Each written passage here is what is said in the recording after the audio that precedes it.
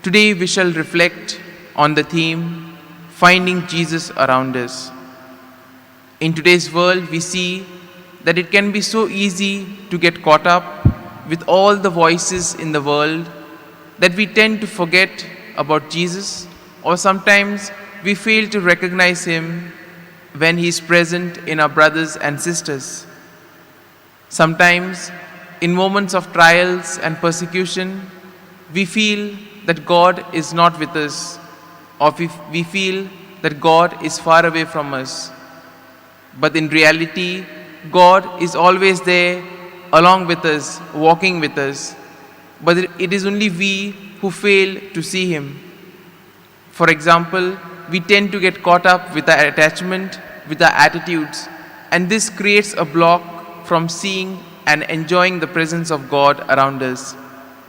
A simple example could be when we are so engrossed in watching a particular TV program, we tend to forget about everything that is around us. And similarly, if we get caught up with our attachments and our desires, then we won't be able to recognize the presence of Christ in our brothers and sisters around us. In today's first reading, taken from the book of Numbers, we see that in spite of doing good, in spite of bringing the people out of slavery from the land of Egypt, the people still began to complain against God and Moses. And we could probably imagine what God would have thought. I've done so much for these people and still they are ungrateful.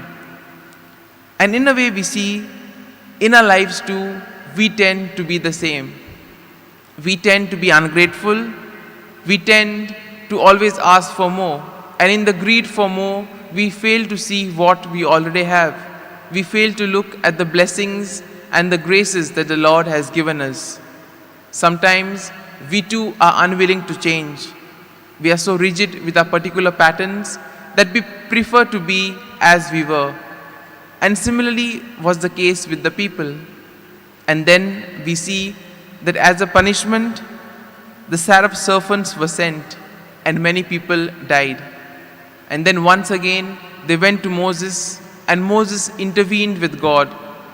And then we have the story of the bronze serpent which was placed on a high post, and those who saw it after they were bitten were saved.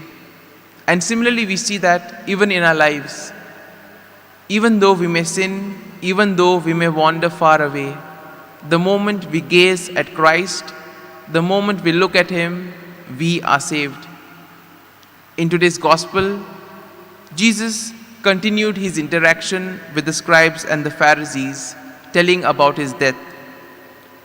And probably we could imagine that those who were listening to Him were probably disturbed when Jesus spoke about His own death and resurrection. Some of them even did not understand. Some felt that He was going to commit suicide. This was because they failed to recognize and failed to grasp the presence of Jesus in their midst. They did not accept Him, and that was the reason why they could not understand what He was saying. And then Jesus tells them, if they don't accept Him, they will perish in their sinfulness. And similarly, this is also a message for each and every one of us. If we don't repent, if we don't turn back and go to the Lord, then even when the Lord wills to save us, He won't be able to, because we tend to block ourselves from His grace.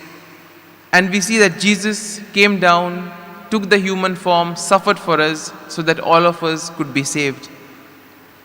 And in a way, let us ask ourselves for this grace, that we too may be able to perceive the presence of God in our midst, and we may be able to be grateful to God for all the graces that He has bestowed to us in our lives.